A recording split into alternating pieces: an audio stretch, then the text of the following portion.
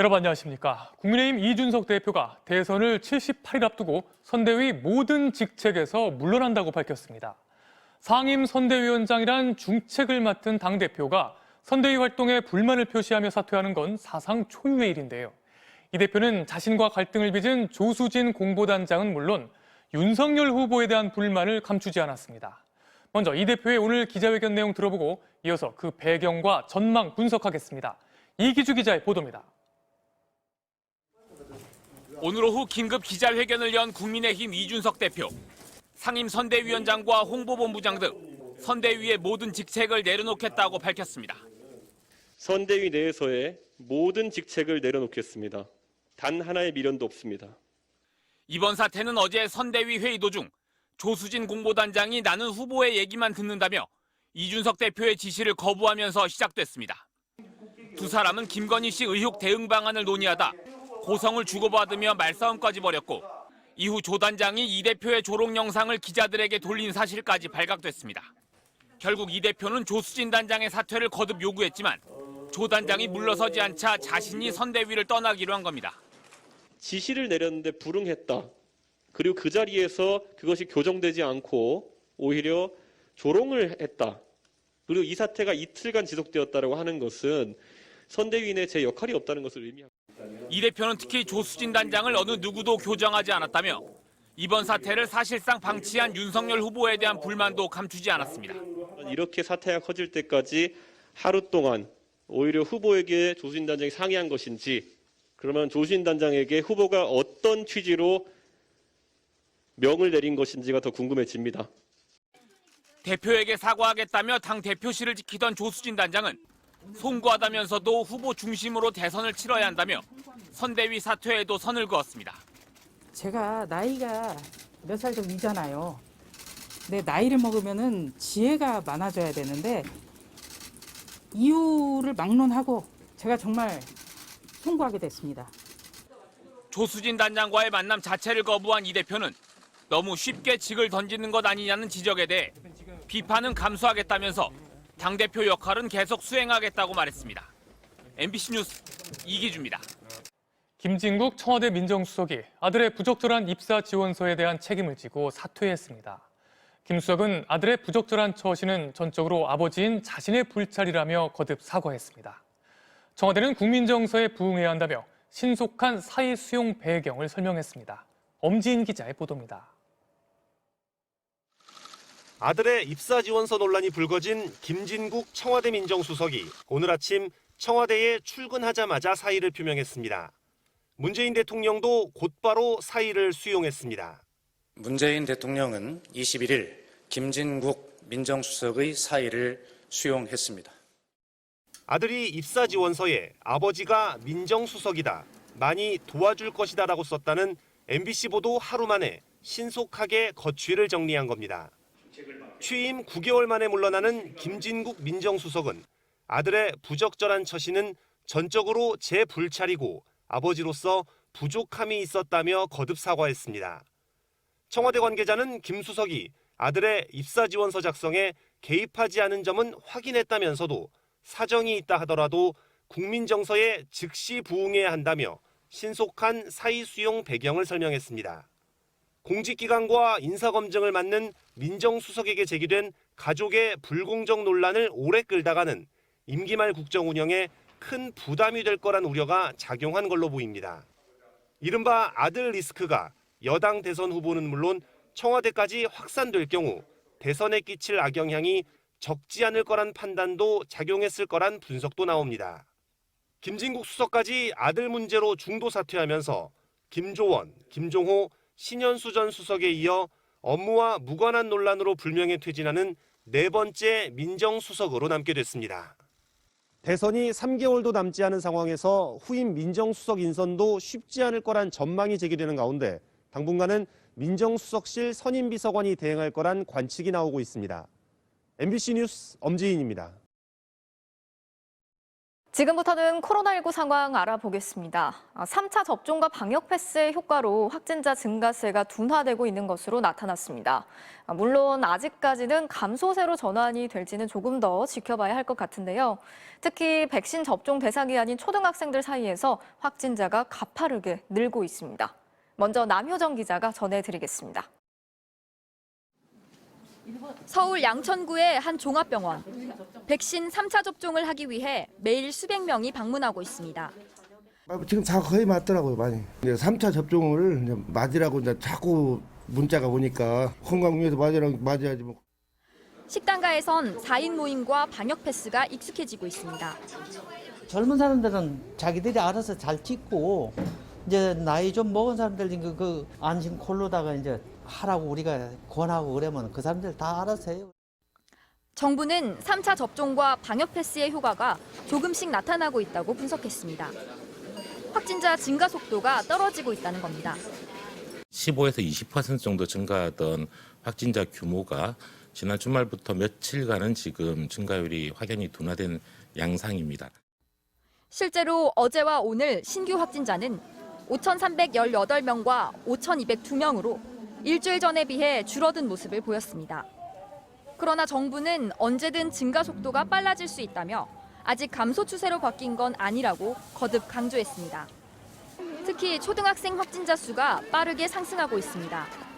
7에서 12세 초등학생 확진자는 11월 넷째 주 1,835명에서 지난주 4,325명으로 2배 넘게 늘었습니다.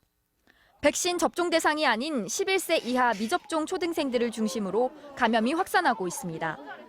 청소년들 그리고 11세 이하 원천적으로 예방접종이 불가능한 연령층에서의 감염도 동반되어 증가되고 있는 양상입니다.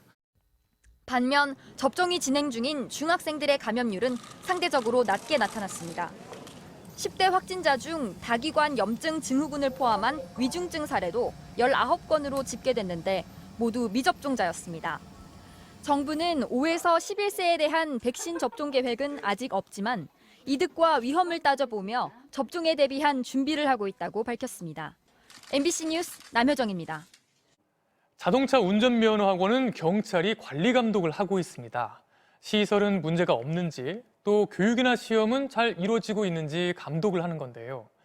이렇게 감독을 해야 할 경찰들이 자신이 관리하는 운전면허 학원의 대표한테 수천만 원을 투자하고 배당금 명목으로 매달 수백만 원씩을 받아오다 적발됐습니다. 임명찬 기자가 단독 취재했습니다. 경기도 남양주시의 한 중장비 운전학원. 지난해 이 학원은 수강생 2천여 명에게 교육 이수증을 허위 발급해준 혐의로 경찰 수사를 받게 됐습니다.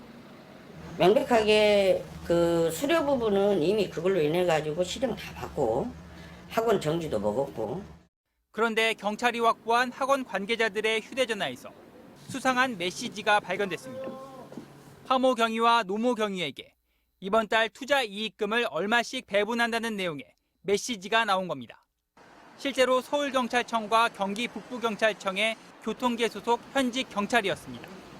이 학원 대표 전 씨는 경기도에서 운전면허 학원 1곳과 중장비 학원 2곳을 운영해 왔는데 운전면허 학원을 관리 감독하는 지방경찰청 교통계 경찰관들에게 돈을 보낸 겁니다. 조사 결과 두 경찰관은 지난 2018년 초 감독 대상인 운전면허 학원 대표의 중장비 학원에 각각 8천만 원씩 투자했습니다. 이후 작년 말까지 3년 동안 배당금 명목으로 매달 수백만 원씩 약 6천만 원을 챙겼습니다. 연 23%의 높은 수익을 올린 건데 배당금은 대부분 현금으로 받아간 것으로 전해졌습니다. 투자자 명부에 현직 경찰관들 이름은 올리지 않고 대표 전 씨 이름으로 차명 투자했습니다. 원래 이제 그 지분에 올려야 되는데 지분에는 올리지는 않았었죠. 최고 많이 준 데가 한 달에 500. 경찰은 이들 2명의 경찰관들이 운전면허 학원 대표로부터 배당금 명목으로 뇌물을 받은 것으로 결론 내렸습니다. 면허 학원에 대한 정기 감사 등 과정에서 편의를 제공해줬다는 겁니다. 감사라고 해서 큰 의미가 있는 게 아니에요. 제가 억울한 거는 이게 왜 뇌물로 되는 건지 아직까지도 모르겠어요. 전 대표와 두 경찰관들은 업무와 상관없이 등산 모임에서 20년 전부터 알고 지낸 사이로 뇌물을 받은 것이 아니라고 해명했습니다. 업무의 연관성도 없고 사업 관계가 좀 부적합한 걸 그렇게 빌려준 건데 이렇게 그냥 쉽사리게 되니까 약간 좀 억울한 면도 좀 있죠. 의혹이 불거진 뒤 노경희는 경기도 의정부의 한 지구대로, 하경희는 서울 노원경찰서로 각각 대기 발령 조치된 상태였습니다. 경찰은 두 경찰관과 학원 대표 전 씨에게 뇌물수수 혐의를 적용해 검찰에 송치했습니다. MBC 뉴스 임명찬입니다.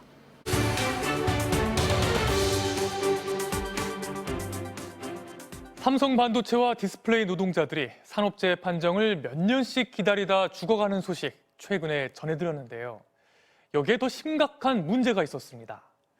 노동자들이 왜 병에 걸렸는지 알고 싶어서 작업장 환경에 대한 정보 공개를 청구해도 국가 핵심 기술이라는 이유로 공개되지 않고 있는데요. 노동자가 죽어가도 공개할 수 없다는 그 국가 핵심 기술이 뭔지 아십니까? 먼저 이유경 기자의 보도 보시죠. 삼성 디스플레이 아산 공장에서 8년 동안 일하다 유방암을 얻은 청소노동자 손모 씨. 산재 신청을 했지만 거절됐습니다. 왜 거절됐을까? 손 씨의 역학조사 보고서입니다. 노출된 방사선 수준이 매우 낮고 위험한 화학물질은 확인되지 않았다고 돼 있습니다. 그런데 보고서 곳곳이 텅 비어 있습니다. 정작 방사선이 얼마나 되는지, 어떤 화학물질에 노출됐는지 모두 지워졌습니다. 국가 핵심 기술이 담겨 있다는 이유로 비공개 처리한 겁니다. 청소 작업이 국가 핵심 기술이라는 걸까? 봉지에 넣어 폐기한다. 이게 그러니까 청소 작업 내용이 지금 담겨 있을 걸로 추정이 돼요. 이렇게 통으로 비워놓으면 사실 알 수도 없고 그게 전체 내용이 다 영업비밀이다? 이렇게 보기. 정보공개법은 생명, 신체, 건강을 보호하기 위해 필요한 정보는 영업상 비밀이라도 공개하도록 정해놨습니다. 그런데 2019년 8월 국회가 이걸 막는 법을 통과시켰습니다. 산업기술보호법을 개정해 국가 핵심 기술에 관한 정보의 공개를 금지한 겁니다. 위반하면 3년 이하 징역형 또는 3억 원 이하 벌금형을 받도록 처벌 조항도 만들었습니다. 그 뒤부터 삼성전자의 작업 환경에 대한 정보들이 줄줄이 비공개로 감춰졌습니다. 삼성전자 기흥 공장의 작업 환경 보고서. 일하는 노동자들이 어떤 위험한 화학물질에 노출되는지 다 공개해야 하지만 국가 핵심 기술이란 이유로 모두 검은색으로 칠해놨습니다. 진짜 애기들 과제도 뭐가 몇 프로 적혀 있어요. 그러면 노동자의 생명은 아무것도 아니에요. 산업부는 반도체 10개, 디스플레이 2개 등 모두 73개의 국가 핵심 기술을 지정했지만 기준은 불분명합니다.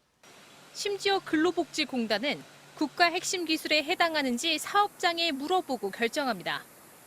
노동자의 안전과 직결된 내용을 공개할지 말지 결국 삼성전자의 결정에 맡긴다는 뜻입니다. 이미 논문과 언론 보도로 공개된 반도체 사업장의 구조도, 20년 전 애니콜 휴대폰 사업장 정보, 산재 신청 노동자의 근무 시간도 모두 국가 핵심 기술이란 이유로 가려졌습니다. 우리 사업장에서 국가 핵심 기술이 운용이 되고 있어. 그런 비공개 주장을 할 수 있고 실제로 지금 그걸 하고 있는 거죠. MBC 뉴스 이유경입니다.